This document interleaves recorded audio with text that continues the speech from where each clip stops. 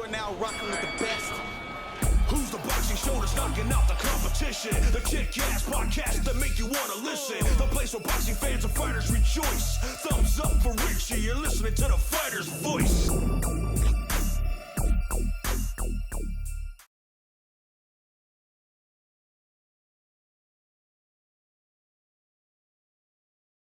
Good evening, ladies and gentlemen. Welcome to the Fighter's Voice Kick-Ass Podcast. Our guest tonight is the former 140-pound junior welterweight champion of the world. Ladies and gentlemen, the Rigaroo man himself, Regis Prograis. Welcome to the show, Regis. How we doing, my man? I'm always good, bro. You know how it is. Always good, you know. Yeah, you're always good, huh? You know what? Good. Before we get into anything, man, I got to ask you, man. I mean, you posted something the other day. It said $5,000 down the drain. All I saw was like the pipes of a Jeep or a buggy or something. Tell us what happened, what went down, and did you rescue it? So what happened, bro? Yeah, it's a fucking crazy story. Let me get up right quick. Let me change the angle. So, what I did, bro, I was fucking I went drive my go-kart at probably a horrible time, and we was moving and shit like that. I might have buy another crib or whatever. So we was moving, and I took my go-kart out for just a little ride, and I was going real fast, and the motherfucker, it was drifting, and it ended up drifting to one side, and so I thought I was gonna flip over. And then I turned the wheel that way, and it was going so fast that I just flipped in the fucking water. I was like literally upside down in a go-kart in the water, you know. So if I would have had my seatbelt on, bro, you probably wouldn't even be hearing from me right now. But yeah, luckily I didn't have my seatbelt on, so I kind of just swam out and swam out the go-kart, and I was good. But yeah, bro, it was a fucking crazy little crazy thing I did. So you had your seatbelt on, or you did not? I didn't have my seatbelt on. If I did have it on, I was under the water upside down. Oh, okay, yeah. So if I didn't have the fucking belt on, I don't know what, I mean, I could hold my breath for a long time. So, maybe I would have, maybe something would have happened, but yeah, I don't know, bro. I mean, yeah, but yeah, that was, fucking $5,000 down the drain. I got it towed to a shop, so maybe they can fix it for me. But if not, yeah, $5,000 down the drain. So whatever. Well, you know what? $5,000, probably easier said than done, can be replaced, but the Rigaroo man himself cannot be replaced. There's only one of a kind. Right. Exactly. Yeah. So during that time, was there a flash, like people say, or was it just a rush for you, and you're like, oh man, I'm going in the water, or were you thinking this is it? No, I didn't think that was it or nothing like that. I definitely didn't think like that. I just was like, I don't know. I'm always calm. Every situation I'm calm in. So it wasn't like I didn't think I'm about to die or nothing like that, to be honest. It just was like, well, it happens, and I'm calm. I was calm about it, so I wasn't really tripping too much. You have a lot of experience on that rush, like that roller coaster rush, so to speak. You sent me a YouTube video, man, and I was enjoying it. I love the production. I love the music. And, when you're in the swamp, you're shooting, you're eating good food, you're out in the middle of nowhere. Even the dog made a cameo. Yeah, bro. Yeah, we do all kinds of shit, bro. Like, I mean, that's the thing is, bro, I've been doing shit forever. I've been doing stuff like that forever. It's just like, it's kind of what people want to see. So now I've been had a YouTube channel, but now I kind of got somebody that's following me around to capture all that content. Cause I've been doing all this type of shit. I've been traveling, taking trips, doing all that shit with all my partners. And I just live a fun ass life, basically. Bro, I didn't even know what I was until somebody told me. I'm very impulsive. I'm a very, very impulsive person. So I just do things just because I want to. I can look at something and be like, I'm not a good person at planning nothing. I'm not good at planning. I'm very impulsive, and I just do things. So, so yeah, bro, that's what happened. I'm just a fucking impulsive ass person. But you're also a thinker. I mean, you're always thinking. You don't just react without thinking, because when you bought that $600 Krieg bottle of cologne and he tried to sell you this $1,200 one, you're like, hey, pump the brakes a little bit. Well, I'm let's see how to explain this. I can't say I'm tight with my money, but yeah, I think a little more. Like if I don't need something, then I ain't gonna fucking do. I ain't gonna fuck with it. You know what I'm saying? If I don't need it, then you know. But sometimes I do. It depends. I waste money on a lot of bullshit too. Cause you said the $1,200 bottle of fucking cologne. I just wasted. I just threw $5,000 down the drain with a fucking go-kart. You know. So and really, I bought that shit for my fucking son. You know what I'm saying? So yeah, I bought it for him and shit like that, and I just kind of just threw it down the drain. So whatever. Well, hopefully it gets fixed. But I mean, Regis, I see it's a real show already coming. These networks, they're gonna pitch something to you, and I think so too. I think so, bro. I definitely think that I will. I definitely think I'll have a show. Oh no! You're definitely gonna have a show. Every time I interview somebody or I bring you up, I'm always constantly. If you look at every interview I do that I bring you up, I said this man lives life like it's his last day. He doesn't live reckless, but he lives lives with appreciation. Where when your time comes, your casket is going to be so light because you use every single bone and energy and mindset that you have. You cashing in all your gifts. You're not wasting them, and God's blessing you with more adventurous ones. Right, exactly, bro. Yeah, I like to enjoy life, bro.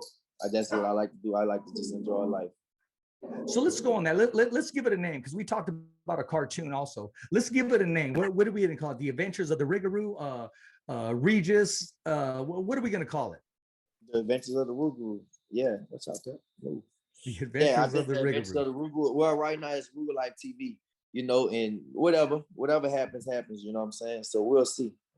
Hey, you're going to get a pitch. I'm telling you, you are. Text me when you get that pitch. Say, Rich, check it out. They're offering me this contract, man. It's already a done deal. It's gonna happen, bro. I already know it's gonna happen. And you know what's gonna be badass though when it does happen? Every episode you're walking around rocking this shirt right here, my man. I mean, you know. I mean, you have to pay me for that one, then, brother. Oh my gosh. Oh, you know you hey, have Regis, to pay me for that, iron sharpens iron, my man. You know you have to pay me for that, right? We can work something out, Regis. If that's what it takes, work something out, then we can work something out. Just remember, I started with you before it was even an idea, but the Rigaroo is running with it from the ground up, man. I feel what you're saying, bro. I feel it. Okay. Then we could definitely work something out. And I could do something for you too. Yeah, right. We'll make it happen. We'll see. We'll make it happen. We'll see what's up. Yeah, definitely. Because, excuse me, let me get some water here. Kind of caught me off guard there, but I could definitely see this happening. And also the cartoon, like you talked about. I'll finish. Hey, go finish. I'm winning by 1 point. Go ahead. Go try to beat it. 1 point, bro. Go ahead. Oh, you're playing a video game? Playing chess. Are you playing chess? Yeah, I play chess on the phone. Regis, why is that a lot of people want to fight you, right? You do, because you call yourself the cash cow.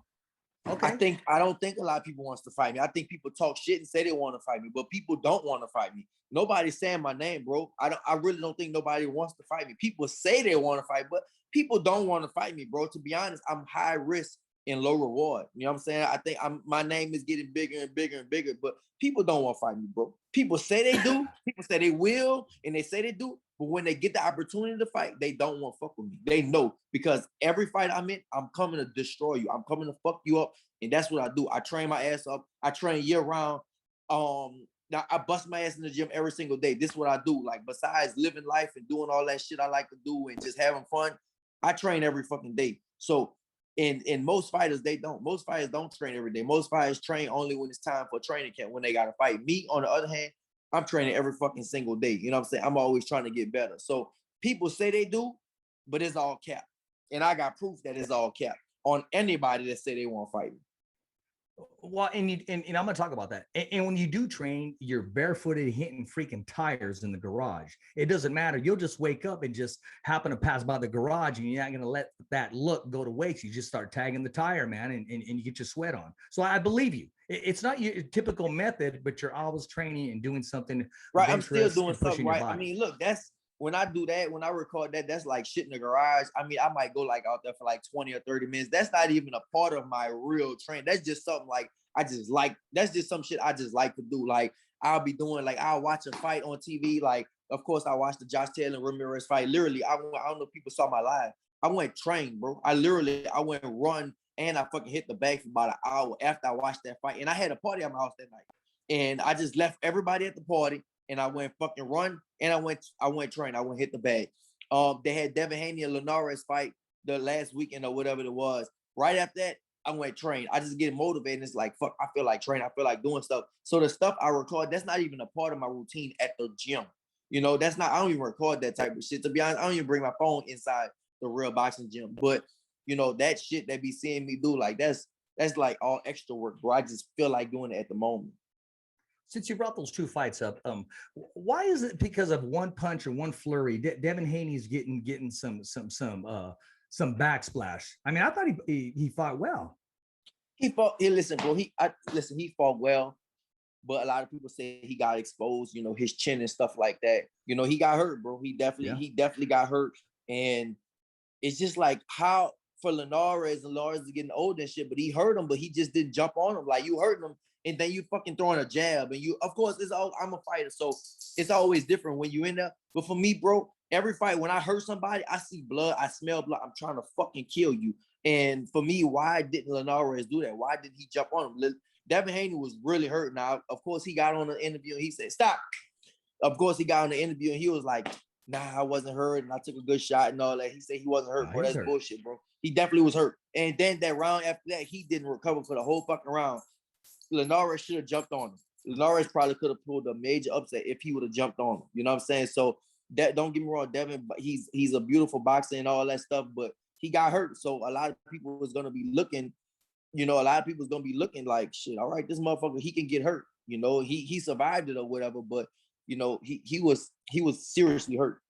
And that's by Linares. And Linares is a big puncher and stuff like that. But of course, Linares is, you know, he's on the end of his career and stuff like that. So imagine if you put him in there with, you know, bigger punches. I don't know. Devin Haney's a very good talent. He's a great talent, but you know, he got hurt by Linares. So people always gonna have that in the back of their head. I think he's a work in progress. Of course, he's definitely a work in progress. He's young. He's a young kid. So he's definitely a work in progress, you know. I definitely think he's a work in progress and stuff like that. You can't say, because some people say he got exposed. I don't think you can't say he got exposed by one fight. Most people want to fucking judge by one fight. A lot of people want to do it. They want to look at one fight. Oh, he's this, he's that, based on one fight. People get better, you know. People get better as it goes along. But that's how it is in the combat sports, especially in boxing. They're unforgiving. The fans are very unforgiving. They act like one fight is who you really are, you know. So I mean, that's just how it is. So all Devin Haney gotta do is come back next time, fight somebody, and whoop their ass, and ain't nobody gonna be saying nothing no more. Who did he remind you of at all? Anybody? Any throwback fighter at all that he reminded you of? I can't say throwback, brother. I mean, for me, no disrespect to nobody, but for me, the throwback fighters was the shit to me. Okay. You know what I'm saying? So I cannot put a new school fighter in that same era, in that same category. I look up to old school fighters. You know what I'm saying? So for me, somebody like an old school fighter, is somebody great, you know, like a Pacquiao, Floyd, you know, Canelo, you know, that's like old school fighters. I can't, you know, right now, a lot of new school fighters, I can't even compare them to those old school fighters, bro. For me, there was flashes of a young Terry Norris, for me anyways. All right. Mm-hmm. You know, I saw the jab, kind of, you know, a young Terry Norris. Yeah. I mean, listen, bro, Devin Haney is fucking fantastic. His skills are, you know, he has phenomenal skills, bro, you know, but sometimes, you know, sometimes that dog has to come out. You know what I'm saying? Sometimes those skills, that dog got to come out. You got to have that dog. Yeah. At the end of the day, you got to have that fucking dog in you, you know? And I mean, he did what he had to do against Linares, but he gonna have more of those contests. He gonna have more dog fights. You know, you just got to see what's gonna happen. The dog came in right on cue. Now, right. Hey, stop. You brought up the Ramirez Taylor fight. You had a party after the verdict, after the fight was going on. You left the party. You took off running. Did you change, or you just said, you know what, I need some me time? I changed my clothes for sure. I had jeans on, and you know, I had all that type of shit, jeans on, and fucking Balenciagas and all that shit on. So I definitely changed. I went to my running shit. I put on my workout shit, and then, you know, I went run. I hit about, I couldn't count, but usually that distance I run probably like 4 miles, and then I hit my tires and stuff like that for about 20, 30 minutes. What was that thought process like going when you were running? Because It's a serenity sometimes running. It's a relief. It's therapeutic. It But is. I know It's you were therapeutic. It's focused on therapeutic. that one. What was going through your mind? It was therapeutic, bro. And I mean, listen, bro. Honestly, I just felt like it should have been me. You know, I watched the Taylor fight and I beat him. I just really think I beat him. Of course, a lot of people, some people agree with me, some people disagree with me, bro. But I definitely beat him. When I fought him, I definitely beat him for sure. You know, if that fight was here in America, I definitely would have won that fight because a lot of I looked at it with the sound on, the sound off. I looked at it a few times and I definitely beat him, bro. Like a lot of those punches he was throwing, I made him miss. I was, blocking or making the miss, and I heard the commentators like, oh, he's landing this, and no, don't get me wrong, he hit me. It was a good action fight, and it was going back and forth, but a lot of times I was making a miss, and I definitely was, more effective. And I still got the stats. I got the stats in my phone, like. I out punched him and I outlanded him, I and more power punches. And so if you look at the stats and all that shit, and I was making a miss and all that, bro, I definitely think I beat him, and now he's like pound for pound, and it's like, that's okay, but I'll take it, man. I mean, actually my stock went up, so they saw like fucking that motherfucker really beat him, and he's pound for pound. Now he's pound for pound number 5, like top 5 or something like that. So yeah, but I definitely thought I beat him. So that was your thought process when you were jogging. Were you replaying the Ramirez fight in your head, watching them back and forth? I wasn't on the replaying it. It was just something. It was just motivation, like, damn, I really beat this motherfucker, is undisputed, and I really beat him. It just happened. It just happened at the wrong circumstances. And to be honest, bro, at the time, I just didn't have. I don't want to disrespect anybody, but I didn't have the power on my side that I need, to in that fight.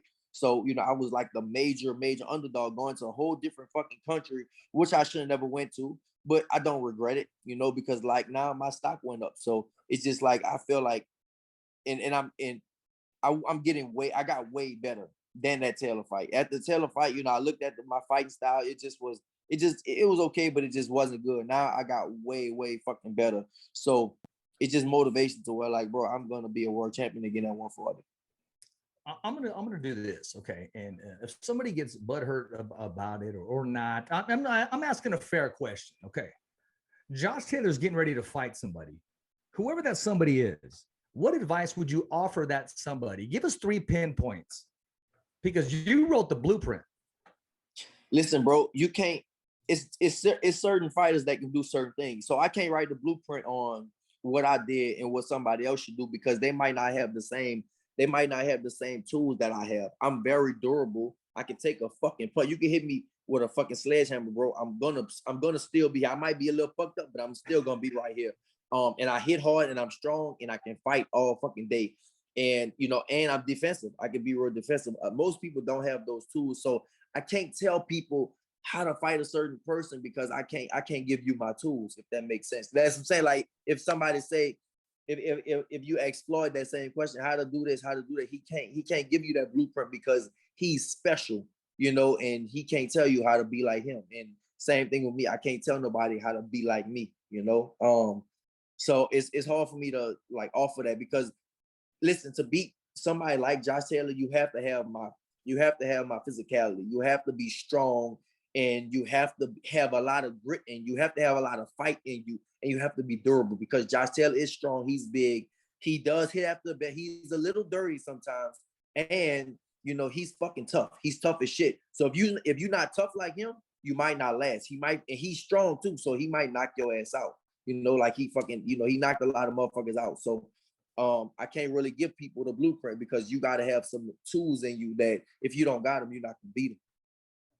What did you see in the Ramirez fight? What did you see after 4 rounds? What did you see? It was back and forth, bro. It was back and forth action. You know what I'm saying? It was a lot of back and forth action. The only thing that separated, I mean, it was, bro. It was, for me, it was close. It was back and forth, but this thing that separated was those knockdowns. You know what I'm saying? Those knockdowns. He hurt him with those knockdowns. In my eyes, a lot of people might disagree, but in my eyes, I thought that he should have. That count was long. Now I saw that on the other side, the Ramirez side, they said that Josh Taylor hit him after the bell. He hit him after the break, and Kenny Bayless let that happen. But then after that, Kenny Bayless when he did drop him with that uppercut, Kenny Bayless gave him a long time to recover. You know, if it was real 10 seconds, that would have been a knockout. He'd have definitely knocked him out, you know. So, but I mean, he looked like, bro, he didn't look nothing special to me or nothing like that. It just was, you know, he was Josh Taylor being Josh Taylor, but he was too much for Ramirez. He was too big, he was too strong for him. And he had too much confidence going into the fight. And the main thing is that he got in Ramirez's head.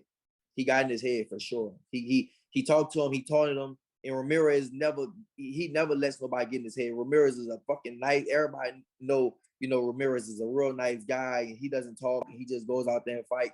And you know, with that, he definitely got in his head. And Josh Taylor got in his head for sure. When you fight him again, or when Ramirez fights him again, or when somebody fights him, and we're gonna move on off this after this. It's just the questions are falling on my lap right now. How do you avoid that? How do you counter that? Or hey, I'm expecting you to come and cross the line. I think my skill wise, bro, I think I'm just way better. Listen, with Ramirez, he got in Ramirez's head. With me, he got in my head. I will tell people the honest truth. With me, he definitely got in my head. And I told a few people this already, a few interviewers. We had the press conference on a Thursday. And at the press conference, he touched my belts. I had my belts on my shoulder. I saw that. He touched my belts. And I saw that. And it caught me off. It caught me off guard. And I want to fucking kill him right there. But it caught me off guard. It was like fast. And he was like laughing around with it. So it was like he touched my belts. He disrespected me, but he was playing with it, you know? And it kind of pissed me off and it caught me off guard right then and there. And so at that moment, I just thought, I want to fuck this boy up. You know, I just want to fuck him up. That's it. I want to fuck him up. I want to hurt him. That's all. I'm not really worried about boxing. I want to hurt him, you know, because he did touch my belts. Now, and it's the same thing, bro. It's mental warfare is a motherfucker. Mental warfare is real. It's the same thing with Sugar Ray Leonard in Duran. Duran cursed his wife out. He wanted to get under his skin, and he did. He called her a bitch. He called her this. His wife, his family, his brothers and shit. He got under his skin, so he made him fight his fight. Josh Taylor did the same thing with me. You know, he made me fight his fight. I still think I won that fucking fight. But if I would just been smart and outboxed him, I think I would have fucking knocked him out. I really think I would have knocked him out. I really damaged him bad. Like the corner was gonna stop. I looked at the fight, and between rounds, you can see defeat in his eyes. You know, he was hanging on. He was just hanging on. Between rounds, you can see me growing confidence and confidence. And I'm not gonna lie, I'll be totally honest with you. One round, I had a lot of defeated. I think it was after he had a big round. One of the rounds, it was a big round. He just fucked me up. One round, he hit me with a lot of shots. He fucked me up. And after that, my confidence just grew real fucking big. My nuts just dropped, and my confidence got higher and stuff like that. And that's when in the corner, every time I go to the corner, I got more, my heart grew bigger and bigger, and his heart was getting smaller and smaller and smaller, but he still was there, you know. So yeah, bro, that's how that happened. Man, there it is from the man himself. Listen, there's, as you know, I had Maurice Mo Hooker on the show last week, and I spoke to him at the fight. He was at the fight. I met, I was talking to him and his manager. Very nice people, class act, very soft spoken. When I brought your name up about the fight on how it fell through, I first talked about the weight, how the weight wasn't met accordingly. But yet he still had something to say. He had something to say, about you, which you caught that. I mean, it wasn't anything negative according to him. I mean, he laid it out the way it needed to be laid out. That there was some things that was text or on Twitter. Your reaction after you guys were just, according to him, just sitting side by side. Besides that, what's your whole take on Maurice Hooker? I mean, is that still a possibility? Is it some unfinished business? Bro, I think the fans really want to know. Honestly, listen, Maurice Hooker needs me. I don't need him. Now, Maurice Hooker been knocked out twice already. He quit. He fucking Jose laid his ass out. He knocked him the fuck out in front of all his hometown people, in front of Dallas. All his people, he knocked his ass out. And then in Dallas again, he got knocked out by fucking Virgil, So for me, bro, Maurice Hooker is fall goods. Throw him away. He's done. I definitely think he's done. He's been knocked out twice. I definitely would fight him again, yeah, I say again, we fought in the amateurs if you didn't know that. So we did fight. We fought before in the amateurs, but so I will fight him. But at 147, everybody knows my plans, bro. I want to be a champion again at 140. So Maurice Hooker is like, just like leave me the fuck alone, bro. I like leave me alone, bro. I want to be a champion at 140. You don't see that? I want to fight at 140. I want to be a champion at 140. I'm not even thinking about moving up to 147 right now. I want to be a champion at 140. And it's just like a lot of shit. Like, bro, we text this dude, bro. Like we text him, we FaceTime him, bro. It's none of that. And I saw like, and so like, all right, the whole thing in Dallas, he talking about I was friendly in Dallas. Listen, they sat me and Maurice Hooker. I don't know if they did it on purpose. And so in Dallas, for Mikey Garcia's fight against Jesse Vargas, they sat me and him right next to each other, right? And I kept it cordial. He was with his girlfriend or his wife, right? So I'm a man at the end of the day. I'm not gonna fuck with you in front of your girl. Now he's saying all that. I could have fucked with you in front of your girl and started a whole commotion. I could have did that. So then look, we got in the ring, and we got in the ring for do a face-off or something like that. And Dave Diamante, the ring announcer, he said, I think it's real animosity between y'all two.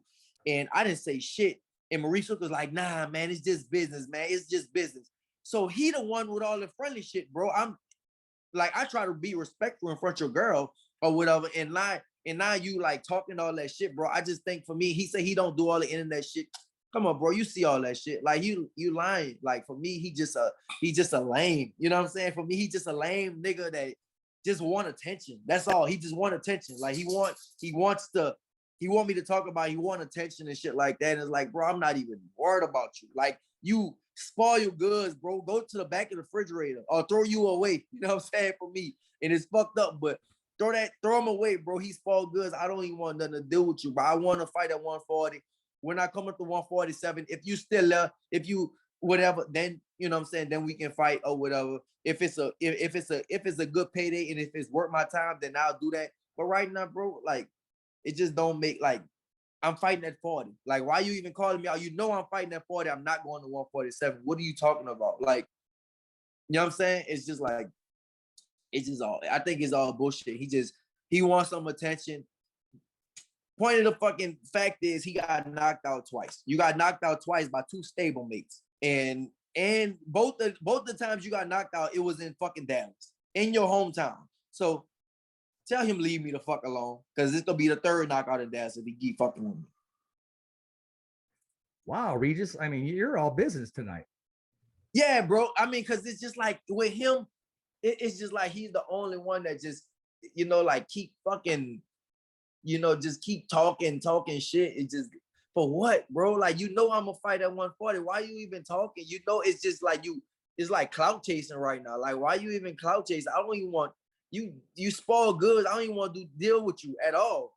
You know what I'm saying? And then, so, and another thing, maybe he's talking about this. So we had the press conference. It was in Dallas. And at the press conference, bro, I'm not even gonna lie, I was tired as fuck. I had stayed up so I was living in LA at the time. And I had all my friends over at my house from New Orleans. They all flew in from New Orleans, and we stayed up all night. And I didn't want to go to press conference.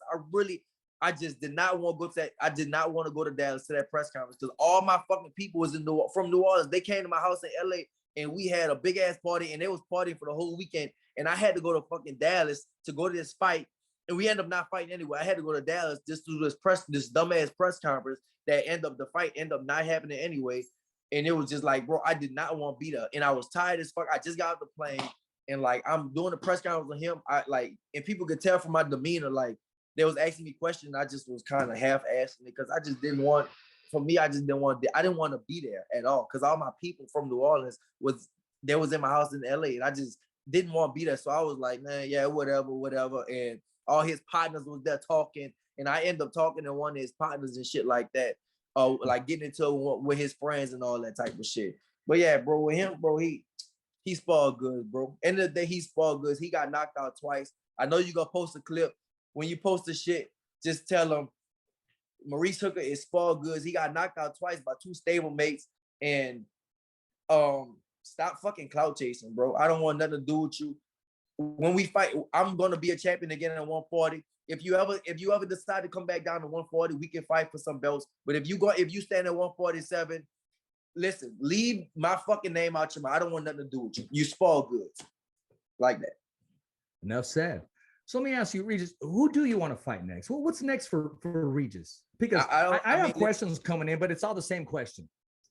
Yeah, I want to be a champion, bro. I want to be a champion to get at 140. So listen, when I say anybody, I'm not one of those people that say anybody and don't mean anybody. Like when I say anybody at 140, I really mean it. You can throw anybody at, I feel like I'm the best at 140, even though they got Josh Taylor. He just became undisputed. I felt like I beat Josh Taylor. And so you can put anybody in front of me, whoever. As long as it's for a belt, it's for the right amount of money, and it's for a belt, you can put anybody in front of me, bro. I train too hard to be fucking ducking anybody. So you can put anybody in front of me. I don't care. I'm gonna fuck them up. Well, you know, the way this is gonna work is he's gonna defend at home. I mean, he wants to make that ring walk with all four of those bouts, all five counting the ring, and he deserves so. And then he's gonna move up to 140. Definitely deserves so. Yeah. And then he's gonna move up to 147, which tells me us, the fans, we're getting a free tournament without the contract being signed, because you're going to have Regis Prograis fighting for a bout, Cepeda, you're going to have Barboza, Ramirez, maybe Tank Davis, Teofimo Lopez. All those names are going to be in that mix, and us, the fans, unless big, giant, stupid-ass politics play a part, and you got somebody ranked number 9 fighting number 17 for the WB something belt or the IB something belt. I mean, let's not do something stupid like that. Let's take advantage of these warriors floating around, these sharks waiting to devour these belts. So we're going to get a free tournament. But even Mikey Garcia is going to move down to 140. But I will say this, since I brought up Mikey Garcia, I know he doesn't like to do a catch weight, but I'm just kind of feeling if the name Regis Prograis is mixed in that catch weight category, maybe at 144. I don't want 144. Are you willing to share the ring with Mikey Garcia? Of course. I'm only saying this because I'm playing matchmaker. That would be one hell of an explosive fight. That would be without any belt. Right. Without any belt on the line. Of course, that definitely will be a big fight. That definitely, I think so. I think me and Mikey, you know, eventually one day me and him probably will fight, you know. So yeah, maybe a catch weight, whatever. But like I said, bro, my plan is to be a champion at 140. It's just something I just want to do before I go up to 147. But you know, if they offer me a catch weight with Mikey at 143 or 144, I don't want to go too high because I want to try to stay around 140 and stuff like that. So if they offer me some type of catch weight, then yeah, bro, I'm up for it. I'm cool. Mikey is, I think that'll be a hell of a fight. The fans will want to see that. But you know what, like, let's do it for me and Mikey. Let's do it for the belts. You know, I think that me and Mikey deserve to do it for the belts. We got names to, you know, we can do it for the belts, not just the money, but let's do it for the belts. You know, I know both of us can make a shitload of money fighting each other, of course. But how about let's do it at 140. If he can make 140, which he probably can, and I can make 140, then I think that we should do it for the belts, and it could be that much bigger. You guys are both free agents. This fight it's just a matter of sitting. You guys can actually sit down together and make this happen. Right. Probably so. Yeah. We're going to have to do something. One of these days, I'm going to see if Mikey's up for it. I've never done this before. Maybe one of these days, I'll get both you guys on the show at the same time. And we can agree and make this happen. It don't happen like that, bro. It sounds easy. I'm not gonna lie. It do sound easy like that, but it don't happen like that. It sounds easy. Yeah, we gonna agree, of course. Mike, we can talk right now. You know, we all cool with the same people. I can call Mikey right now. Let's fight. You know, it don't happen like that. At the end of the day, you know, it just don't happen like that. Hey, well, I'm just letting you know that I'm more than willing to accommodate both of you. Yeah, I wish we could happen like that. I wish we can call each other on the phone. Hey, let's fucking fight. And it don't happen like this. It's a lot more behind the scenes that's involved than you would think it is. A lot of shit that's going on behind the scenes. But I wish it could happen like that. Will that be your toughest fight to date? I don't know. You don't know until you fight him. You know, Mikey is probably so. You know, Mikey is a fucking good ass fighter, bro. Tough as shit. So, you know, maybe so. It potentially could be. I don't know. I don't know until I get in the ring with him. That's fair enough. Speaking of getting in the ring, I'm going to talk about this. Can't help but not talk about this. I mean, this Sunday, there's an event taking place. Floyd Money Mayweather. He's sharing the ring with Logan Paul. What's your take on the whole event, and how do you see it materializing? Man, Floyd gonna beat the fuck out that boy, man. Floyd gonna punish him. Who? The thing is, Floyd is first off, Floyd is a legal bank robber, bro. He's making $100 million fighting a fucking YouTuber that lost to another YouTuber. Logan Paul already lost to KSI. Like, how the fuck if Floyd, one of the greatest fighters of all time, is fighting him? I don't care how he could be 300 pounds, bro. He's still gonna lose, bro. They talk about the size. And look, I had the crazy thing today. I had when I was getting my hair done, the girl said, she kept saying, yeah, but. It's no buts, bro. How the fuck is he gonna beat Floyd? There's no buts about this. But they kept saying, but this, but that, but this. Like, it's no buts, bro. He's not gonna touch Floyd. You talk about Cotto and Canelo and Pacquiao and Shane Mosley and Diego Carras and Ricky Hatton. If they couldn't beat Floyd, how the fuck is Logan Paul gonna beat him? Like, it's not making sense, But people, it's good. I guess it's a good thing because nobody will watch. If people didn't think Logan Paul can beat him, nobody's gonna watch. Nobody will watch.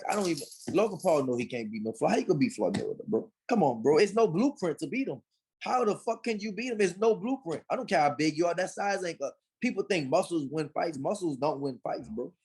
It don't at all. It just doesn't. So, yeah, that's insane. But hey, more power to Floyd, bro. Hopefully I can get to a point one day in my career to where I can do the same shit. I can beat up some fucking YouTubers and make $100 million, every 3-4 years or something like that. Man, that'll be awesome. Are you willing to share the ring with any one of the Logan brothers or any YouTuber out there? Of course, I'll fight any one of them. Yeah, Logan or Jake or whatever. Yeah, I'll fight. They're not real fighters, bro. Now listen, Jake Paul is good for 3 fights. Don't get me wrong. Jake Paul, they got some motherfuckers that's worse for sure. So Jake Paul is actually okay to have 3 fights.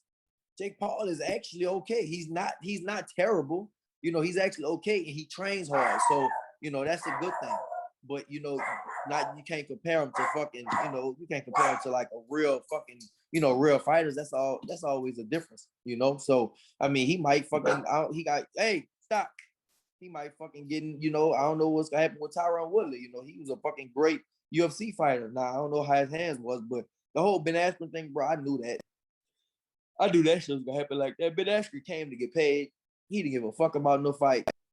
And he was a horrible striker. So they did the right thing with him. Now Tyron Woodley, I don't know about his hands. I don't know too much about him, but I think he was a 5-time world champion. So that motherfucker could fight. He could fight his ass off a little bit. You know what I'm saying? So we'll see how that happens. Yeah, we'll see how that happens.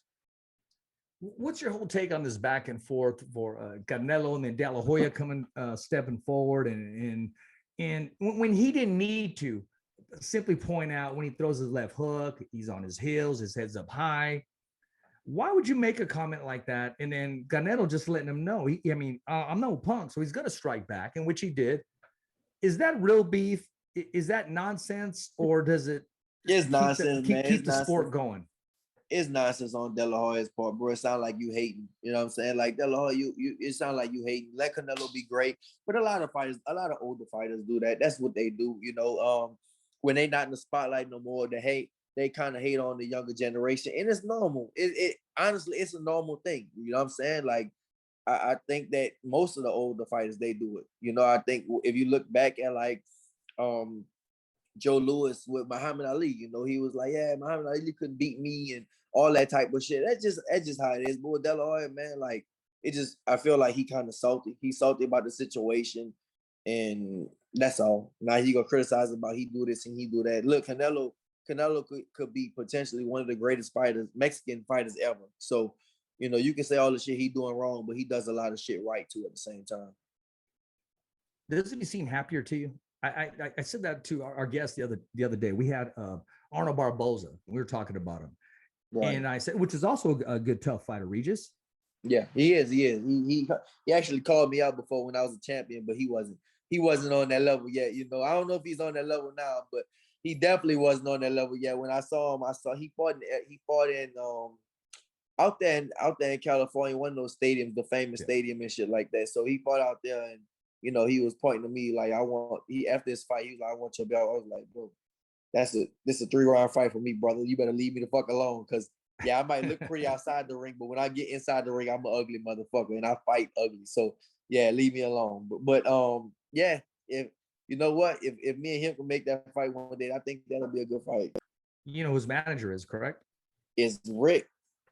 Of course, right. Of course, we can definitely make that fight. Rick gonna leave him. He gonna keep him away from me, just like he kept Jose away from me. So Rick ain't gonna do that. I don't think so. I want to ask you this about a trainer, Ben Davison. Is he the real deal? Is he working with quality fighters? Is he a flash, or is he what a lot of people are now calling the answer? I mean, listen, I don't know, but I think he's a good trainer. I think he's a good trainer. In my honest opinion, I think he's a good trainer, bro. I mean, I can't hate on him and say nothing bad about it. I think he's a fucking good trainer. That's all I really got. Yeah, I think that's all I got to say about it. I think he's a good trainer. No, I support that statement. June 19th, Triller, man, they're back at it. Teofimo Lopez, man, on the main card. I mean, he's making that jump. He's getting some extra zeros at the end of that check. That's good for him, bro. I like it. Was that a gangster move right there? I think it was, bro. I like it. I'm a fighter, so I'm all for the fighters to get paid. You know what I'm saying? Like, we've been doing this shit. Like us, we've been doing this shit for a long time. And busting our asses and grinding. So I love it when fighters get paid. I love it. You know what I'm saying? Like I even all this YouTube shit going on, bro. I love when the fighters getting paid. Get paid what they deserve. For me, in my eyes, Teofimo is the best at 135 right now. He's definitely the best at 135, and he deserves a big payday. I definitely think he deserves a big payday. So I'm glad he's getting that. Does he have that it factor, in your opinion? I think he does. Yeah, I think he does. I think he potentially does. Yeah, he just got to keep proving it. Like, that's the thing. You can have the it factor without, you just got to keep proving it, bro. But I think Teofimo, I definitely think he got the it factor. When he moves up, no one's going to be able to control the rankings or say, okay, Regis, you're going to fight this fighter next and for this belt. I mean, he could possibly share the ring with you. That's fine. Yeah, okay. That's fine. I mean, listen, bro. When I say I fight anybody, I'm not playing, bro. I fight anybody. Like, I'm not gonna duck nobody and none of that shit. That's fine. Like, we can, we can make that fight happen. Actually, it's funny. Like, me and him actually kind of cool, So I was with him the whole time after that whole night. After I fought, I was with him. I got pictures and stuff like that with him. Me, my daddy, his daddy, my son and his mama and stuff like that. We all taking pictures. We was kind of together talking the whole time. So, if it happens, it happens. Regis, there's a guy in an undercard. I want you to keep an eye on him. After the fight, I want your assessment on him. He's a friend of mine. He's coming over from Top Rank. He's now going to be on the undercard, and that's Andy Altibaron Vincent, who's going to be on the show next Thursday. He's going to be fighting on the undercard as well. So just keep your eyes peeled, man, and let me know what you think of his performance, his demeanor, and his skill set. You gotta let me know before. Get your ass down. You gotta let me know before. So I ain't gonna. I will. He'll be on the show next Thursday, man. He'll be on the show next Thursday on the Fighter's Voice. Andy Altibaron Vincent from San Jose, California, now residing, I believe, in nearby, man. That's cool, bro. But I will say, what weight is it? I mean, he's 130s, 135s, 130s. 130. All right, that's cool. I'm gonna check him out. Yeah, Altibaron, which means the shark. Right. Mm-hmm. So I'm gonna plug Thriller right now. June 19th. Make sure there's still tickets available. Get your tickets. It's taking place in Miami. Make sure you order the fight on pay-per-view. You're gonna hear Snoop Dogg, and most of all, in my opinion, Regis, you're gonna hear the GOAT Jim Lampley be on the headset, on the microphone. Finally, the man is coming back. Yes, sir. I didn't know Jim Lampley was gonna be there. That's what's up. That's good, bro. That's real cool. I didn't know that. What's your whole take on that? I mean, with a veteran, a broadcaster who's, he did play-by-play with you name it. He was behind the microphone. And now, you know what? Listen, I just don't know how it'll work out, because Snoop Dogg is so fucking silly and playful. and Jim Lampley is gonna be so serious. So how is that gonna work out? I don't know how they gonna offset each other. You know what I'm saying? Like, so with my fight, it was they had Ray Flores, they had not Jim, they had Ray Flores, they had Al Bernstein, they had Snoop Dogg, and and they was Mario all Lopez. trying to be Mario Lopez and them. And they was most of them was all up there being silly and shit. Mario was serious. Mario serious, Mario serious and stuff like that. But most of them was up there being silly, and Mario serious and Al Bernstein was serious. So it's kind of a mixed thing, bro. I mean, I don't know how they're doing it. I'm old school, so I like when Jim Lampley and Larry Merchant. For me, listen, and I said it, I went on a little rant the other night, bro. Like most of these dudes, dick riders, bro. Like most of these fucking announcers and shit, they just kind of dick riders these days. Like they don't tell the truth. It's like they scared of telling the truth. Back in the day, Larry Merchant got into it with everybody. That motherfucker got into it all the fight. If you look like shit, or if you fight a fight that he didn't think that was up to par, he would tell you. A lot of fights didn't like it. Floyd was like, man, fuck you. And he was like, if I was 50 years younger, I'll kick your ass and all that, Yeah. but I think just bring the real back, bro. Like for me, the world is becoming faker and faker, bro. That's just how it is, bro. The world is becoming softer and softer and faker. Well, Teddy Atlas lost his job speaking the truth. Speaking the truth, opinion, bro. It's only a few people that's gonna do that. There's only a few people that's gonna speak the truth. Everything is so fucking political. You know what I mean? You could be political a little bit, but damn, like you like fuck, don't be all the way fake. You know what I'm saying? Like, why you gotta be all the way fake? Like, just fucking, I don't know. I like Timothy Bradley. I like him. He's real about things. Sometimes Andre Ward sounds a little too paid. You know what I'm saying? Like he'll sound a little like he's he's taking the extra check under the table sometimes. Sometimes he's real, but sometimes he's like, all right, the ESPN check is good. I understand the ESPN check is good for you, but Timothy Bradley, most of the time, he'll keep it real. I like that. He keeps it real and stuff like that. But you just gotta like real, bro. Like the world is becoming fucking fake. That's just it. The world is becoming fake and shit. And it's just, I don't know. I don't like it. Regis, I'm going to read you a sentence, and I'm going to let you complete the sentence. Mm-hmm. If I was not a boxer, I would be just enjoying life, brother. I don't know what I'll be. I'll be enjoying life. So before I started making real money in boxing, I was a personal trainer. I was a personal trainer at LA Fitness for 6 years, and then I worked at Title Boxing Gym another 2 years. So if I wasn't, I just would be enjoying life, bro. I just believe in. I believe in living life. I believe in enjoying life, bro. That's just what I believe in. As far as job, I don't know. Just something that I can enjoy my life. That's all. The only thing I'm afraid of is, I don't know, bro. Not living up to my full potential. Yeah, not living up to my full potential, bro. I got a lot.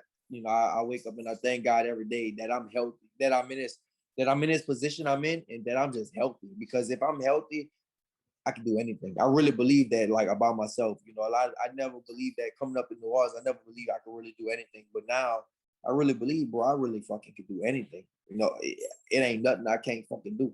So I really believe I could do anything. So for me, I'm just afraid of not living out my full potential. You know what I'm saying? Just letting my gifts go to waste. A lot of people do that. They're God gifted. God gifts them with something, and they let that shit go to waste. I'm not doing that. After a fight, all I want to do is have sex. Have sex, bro. All I want to do is fuck. A month before the fight, I can't do shit. You know what I'm saying? So matter of fact, I don't even sleep in the same room with my wife. I go upstairs and I sleep up there. You know what I'm saying? So I don't even sleep in the same room. So after that, it's like, I want, at first, that's what I want, fuck something. And then after that, I'm going on vacation, bro. Make sure you put that out there too. What was that? Make sure you put that out there. That clip. Make sure you go ahead. I know you can put some clips out there. Make sure roll that clip out there. I'm gonna put that one out there for you. I love spending money on others, bro. I like blessing other people. You know what I'm saying? But myself too, of course, myself. But I like blessing other people. I definitely like helping other people, and just be able to do these things to I never in my wildest dream thought I could do this type of shit. I never really thought that, bro. Like I didn't bless so many people, and I went on a little rant the other day saying how I really blessed directly or indirectly everybody around me, bro. Literally, everybody around me, I helped them out. I blessed them. I elevated their lives. Like I didn't put people in just different life positions. Just help people and put them in just elevate them all the way to top. Put them in different life positions. I like doing that. And I believe that if you one of the chosen ones and God blesses you with these talents, you're supposed to do that. So, you know, you do it to a certain extent. Don't get fucked over. Don't let nobody take advantage of your shit. But you know, you can always help people out. If I was the co-host of The Fighter's Voice, the show would. Well, what happened?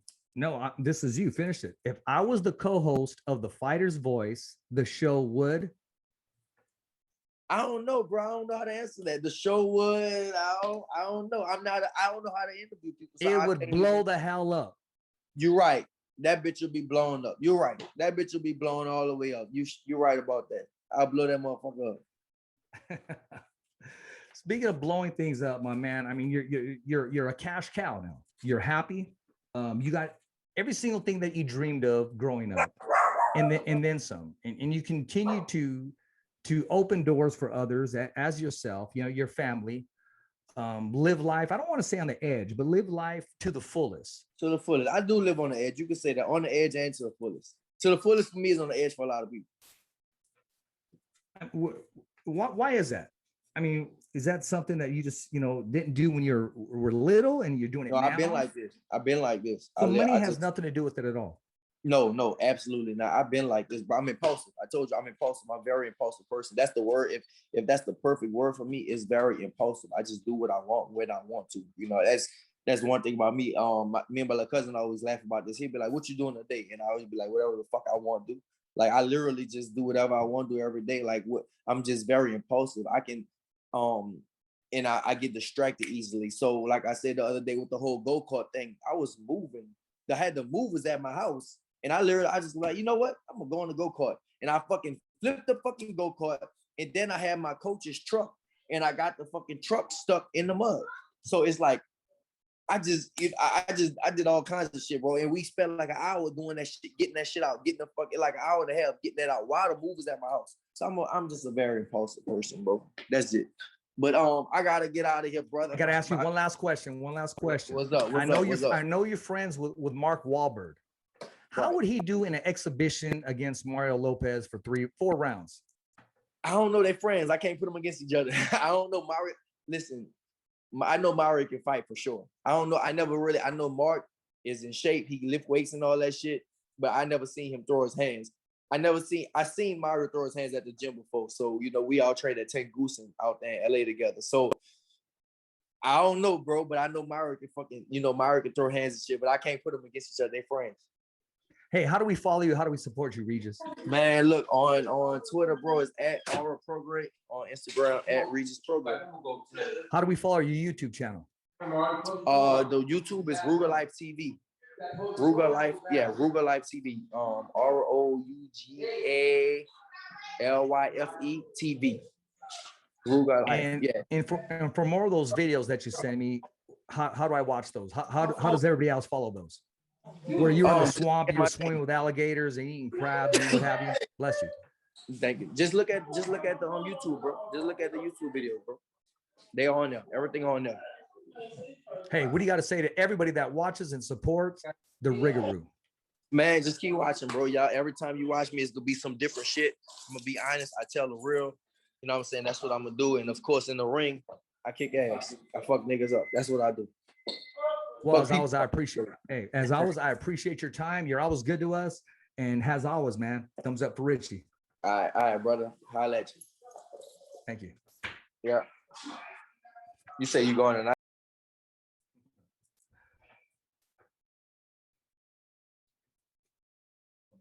Cool.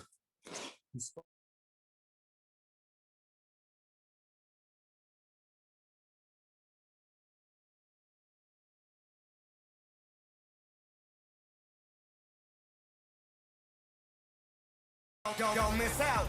Now you can listen to the Fighter's Voice podcast radio show on Spotify, iHeartRadio, Apple Podcasts, TuneIn Radio. New show, new topics, new look, bringing you the latest news. Every fighter has a voice, and so do you. For the hottest and latest in sports and entertainment, exclusive interviews with the biggest names in the sport of boxing and MMA. I'm Robert Garcia. I'm Jose Ramirez. Hey guys, this is Mikey Garcia, and I'm here with The Fighter's Voice.